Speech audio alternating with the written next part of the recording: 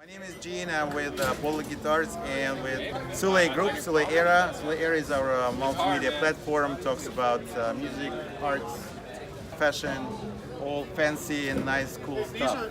And we're here at the Tacoma Dome at the Guitar Festival, which is the biggest Northwest guitar event in the year. And we have here a special guest, a special friend, Paul Reed Smith himself, founder and owner of PRS Guitars.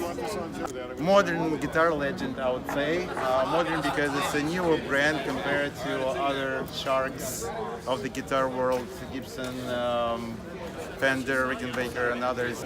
We want to talk a little bit about music industry, about guitar making, and about branding as well, because here has become worldwide big brand, right? In the last decades already, so it has a history. So the first question to Paul is about his career and the history. I saw a little bit your lecture yesterday, your story about the story of electric guitar and how it evolved and how it changed the musical landscape and the whole music market, and from the big band jazz era to 3-4-piece rock band. And for everybody's information, I was talking about how you needed 13 or 14 people in a big band, and all of a sudden Elvis shows up and you need 3 people. So how did you get into the guitar making? You were really young, that was entire life, right? And what's your story? I could easily see how to make the guitars, but guitar playing was not as easy for me. I would have much rather been a guitar player, but guitar making was easy for me, and so I did it. I enjoyed it. I don't know, it was just kind of, some people know really early what they want to do, some people don't find out late in life. I was young and it was early, and I'm lucky.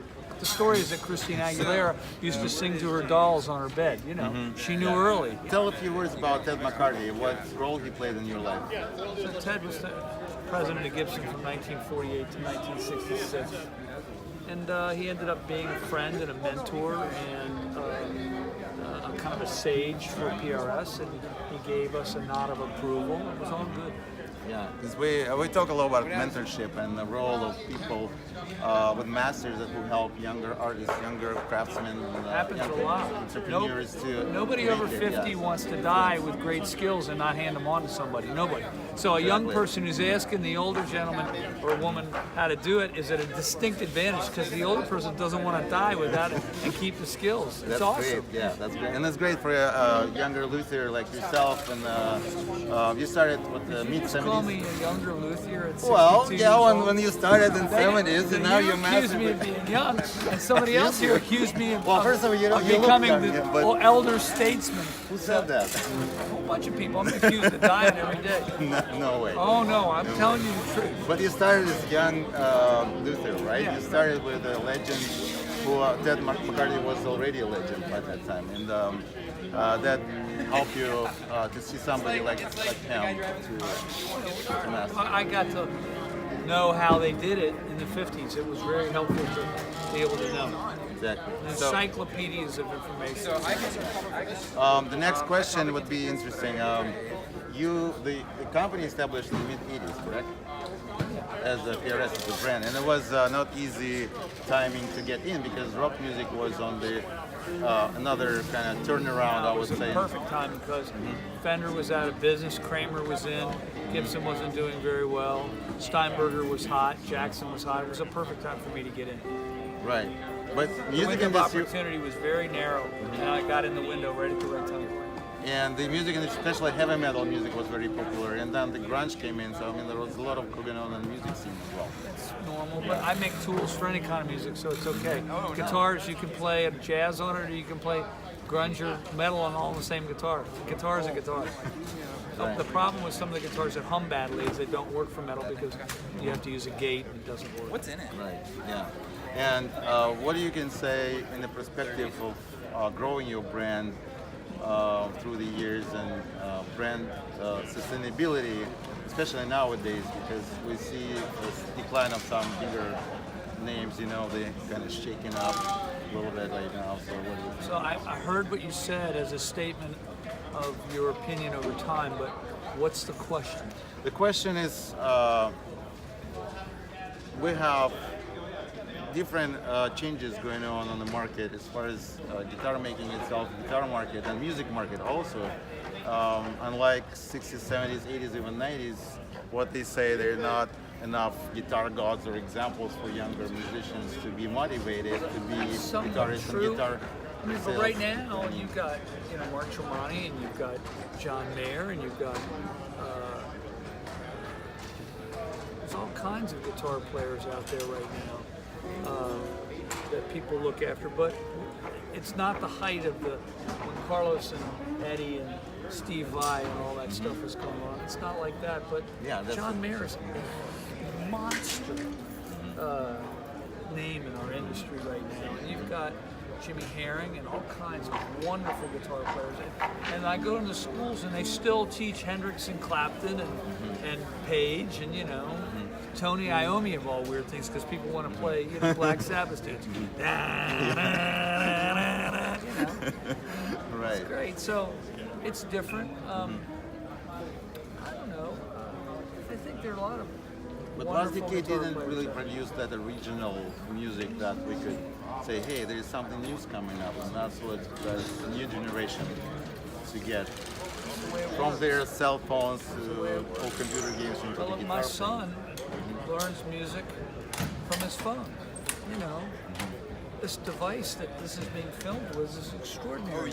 We can pull that down and talk to China right now with you. I mean, and she's filming with it. You just wouldn't even know. It's okay for technology to advance, but I see a lot of young guitar players and a lot of women playing bass and guitar. It's awesome what's going on with the women. One of the best bass players alive is female. Rhonda Smith's playing in Jeff Beck's band. Hello, McFly, wake up. Yeah, and I just showed Yuliya Lauren, the lady who plays bass with Beyonce. Yeah. So Beyonce's guitar player is female as well. Right. She plays at PRS, which I just think is lovely. Of course. So, I see it as different but the same. Everybody's been trying to say that rock and roll's dead. It's not dead, it's alive and well. There are a lot of people Yeah, that's great to hear from you. Well, it's true. I've got a 9-month back order. That's not coming from nobody being interested. That's because people are highly interested. Things are just changing. It's okay. What coming back to the guitar sales and guitar making also in the modern markets with Asian market flooding with smaller companies like, for example, I work with smaller producers that makes unique boutique guitars. Because you also started as a boutique shop, right? And you went all the way from the boutique store. I wouldn't call it a boutique shop. Okay. I would call it a one-room luthier handmade guitar place. Even smaller than that, right? Okay. How was that scaling up to become a worldwide brand? An extraordinary learning curve with as much help as you could possibly imagine that I got. I've got 280 people there, and I've learned as much from them as they've learned from me. It's been really difficult. If it wasn't for somebody named Warren Essany, who's the godfather of my children and the person who helped begin PRS, we wouldn't have never made it. He's been very helpful in the difficult times. Businesses are on the edge of losing it a lot. You hear businesses going out of business all the time. You have to fight through those moments using all your experience and intelligence and help as you could possibly get. So, in your opinion, why a lot of big companies, big brands, retailers and manufacturers complaining about the industry? They have a hard time. Nobody's complaining. I mean, if somebody's complaining, they need to be taken out on a Mexican wall and shot. Guitar sales levels, in my opinion, if they are complaining, they're equal to what they were in 2008. Things are back. I mean, our industry. Did you go to NAMM? Not this year, no. Yeah, well, there were a lot of people there. Let's just say. Yeah, of course. Sweetwater's growing. The internet business is growing. Toman is growing in Europe. Things are going well. But there have been articles about Guitar Center and Gibson in particular. Those are individual issues. That's not industry-wide. I mean, look, if we lose some of the big icons, it would be bad for our industry. I think it's okay. The story's changing. To have it remain the same, that's nuts. Nothing stays the same. Right. Nothing ever stays the same. I'm sitting here talking to a guitar person from Moscow. I mean, you know, that didn't happen 5 minutes ago. It's a brand new thing, right? And the look on her face, there's someone filming this thing, is as determined as you could possibly imagine. Yeah, she knows what she's doing. no Yeah, kidding. she's gonna There's charge me actually up, someone behind the curtain over there. Oh yeah. But that creates a buzz in the media. This is what's happening. Like, okay, What's wrong you. with that? Buzz in the media, that's good. Well, it's good, but it's confusing people. They're thinking, oh, it's a disaster. Rock and roll. I mean, I heard about rock and roll died in 1979. I was a teenager, and I was like devastated because I read this You article. believed? No. I mean, No, I didn't. you can say whatever you want. No, but, I didn't. I don't believe in. But I don't was believe in frightened, fake a little bit. news, but Yeah. you can't believe it all. I was frightened a little bit. By the way.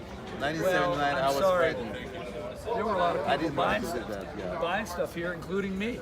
Yeah. I had a good time. Great. So, what do you think about the Tacoma show? It was Local lovely. show with. I learned a lot. Nice, There should have been more high-end buyers here. There were some extraordinary pieces of gear here that should have sold. There was a Soldano amplifier here that should have sold. There was a ES330 here that should have sold. There was a silver tone amplifier in the box.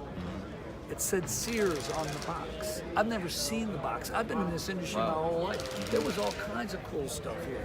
I mean, did you walk around? Of course, yeah. Actually, I played that Soldano yesterday. The yellow one. Yeah. No, the big black one. The black one is a Hot Rod 50. Yeah. The yellow one is I a should have tried that too. that was over. You know. Great artists both days did workshops. You know, I mean, there were finds all over this room. Yeah. Yesterday was David Elson from Megadeth. It was great to see him. Really, he was here. Yeah, he was in the morning, 11 a.m. Yeah. It's not often you can see artists like that, you know, just talking to audience There were a lot of and people sharing at my event experiences. too. I was surprised, and I tracked it only about out of 300 people. Only about 6 people left, and about 30 or 40 people came in. So it was more positive than negative. Do you know any Russian bands who play or musicians who play PRS guitars? I've heard a lot. Is that true? Good. Yeah. What about Black Obelisk, the guys I've play? heard about it. Yeah, they're my friends. I used to work with them back in 92. You need to 94. go to Russia. Yeah. Well, I've been there 2 years ago. You were there 2 years ago. Yeah. But you haven't been to Israel yet. No. I've been to Israel several times. I like it. You know what they do in Tel Aviv? No. They surf. Really? Their waves are coming in from Italy and they surf. You wouldn't think that. I come into Tel Aviv and the people are surfing. I'm looking and going, what? I ate in a restaurant that had been open 1,300 years in Jaffa. Yeah, well, this interview will be seen in Israel and in Russia as well. It's cool. And the guys who play PRS guitars will see it. You know, I've never been. I want to go. Well, you should. Look, there was an American, Mark Twain, in the early 1900s, said the number one way to erase prejudice is to travel. To erase prejudice? To erase. Oh, erase. Oh, To erase prejudice is to travel. If you want to know about other people and other places, you need to travel. And I go to China, and I go to Japan, and I travel a lot to Europe, and in Mexico, Canada. There have been a lot of places. I've never been to Africa, and I've never been to. I've been to Israel, but I've not been to. I've been to India, but there's some places like Russia I've not been. But of the places I've been, I was told how it was as a child. It's not the way I was told. It's different than I was told, and in some ways it's beautiful. Look, I'll just give you an example. You get on an airplane and you fly over Germany, it don't look like looking down in America. In Germany, you got a town round and a big forest, another town is round and a big forest. In America, it's all spread out.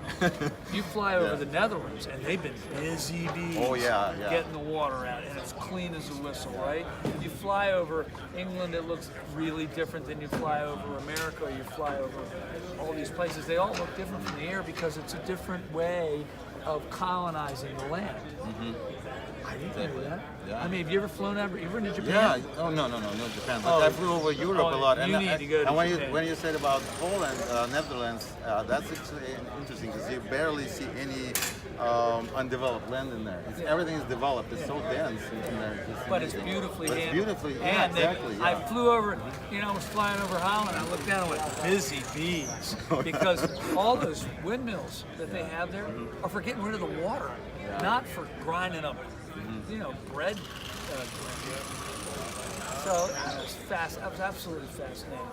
So for me, anybody watching this travel, it'll change your ways, And there's been some heartbreaking things go on with the Syrian refugees and a lot of the other stuff. And I don't enjoy all the news and difficulties going on between the governments and that stuff. But I think that the people, when I go to each of the countries, are good-hearted. I'm sure if I go to Russia, I'm going to find beautifully hearted people. Absolutely, yeah. And I know that there are beautifully hearted people in all the places that I listed.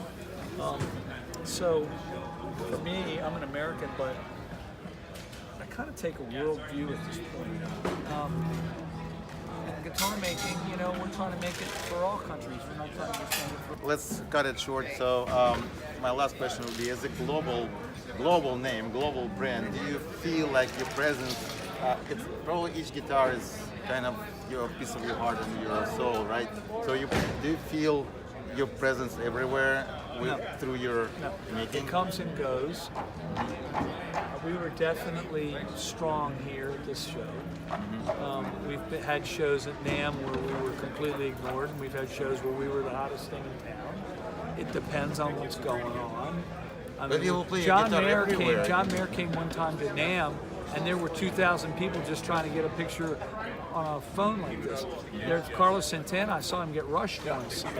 We had a group of people around him to protect him, right? He didn't even know what happened. It changes. Right now, we're doing really well. There's a saying in America: nobody tackles you unless you have the football. Right now, we got the football. It's good. But I don't know. Maybe if I don't have the football, we won't get tackled. Right. As a global brand, no, I don't feel our presence everywhere, but I'm seeing it grow. Good. Okay. Do you see it grow?